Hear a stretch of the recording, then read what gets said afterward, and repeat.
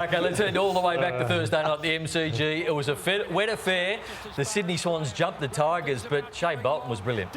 He was, Brownie. I mean, and we know that he can do this, but they had a couple of stand up. Him and Dustin Martin were box office, but Bolton's numbers were huge. Thought Graham Lake kicked these 2 big goals. He's one of the best finishers in the league, but it was after half-time where they just really beat up on Sydney around the midfield, and that's been the issue for the Swans when they've lost. They've been beaten badly around the stoppages. I think it was 10-1 centre bounce in that. Take us through the run home, Kane. Well, can they the make run it? home. Well, tick, the next 2, so that's a good opportunity to build your percentage.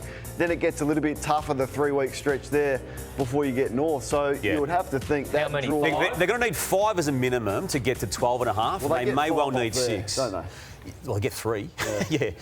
You'd think so. They're in it, which is great. Yeah. Well, we did highlight off the top of the program that Kane was going to Vol-Kane-O, the Richmond coach, just doing the best he can at the moment as an interim, trying to get that main gig. But Kane, surely not. Well, I just want to take you back to last year when Richmond were on the receiving end of a sickening hit from Tom Stewart. We'll have a look at it here with Dion Prestia, and it's really nasty one, clearly, and he copped his whack for it. It was round 15, I think it was, and the reaction from Tom Stewart was completely different to the one we saw with Nankervis. So there is his response and how contrite he was with his apology. Nothing that I can say now justifies the actions that I showed on the day, but my immediate response was just to make sure that Dion was okay. Well, this time it was Richmond dishing out the punishment via their captain, Toby Nankervis, who is 21 kilograms heavier than Jake Lloyd. Sent him into next week. Have another look at it.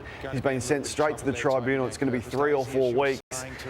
And I didn't think there was the same reaction from Richmond and their leaders, their captain and their coach. Let's have a listen to the coach post-game.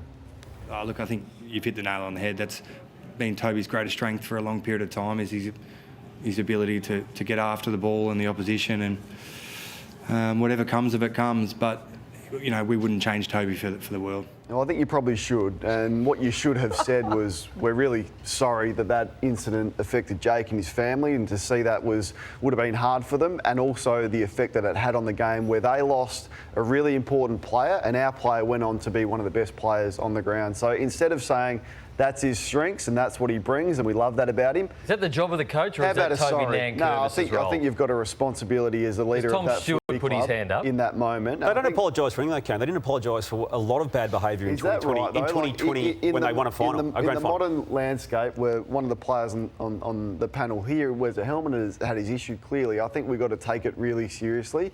And I would want to hear, as a Sydney Footy Club, that they were sorry for that action that sent a player off the ground and concussed in a pretty sickening and cheap hit. The only defence I'd say is you've got to understand the questioning too. The question would have been Toby Nankervis plays on the edge, and he may answer in that fashion. I would have also whipped in your mate, but we also are thinking of Jake Lloyd in this situation. Yeah, I would have thought so. Yeah.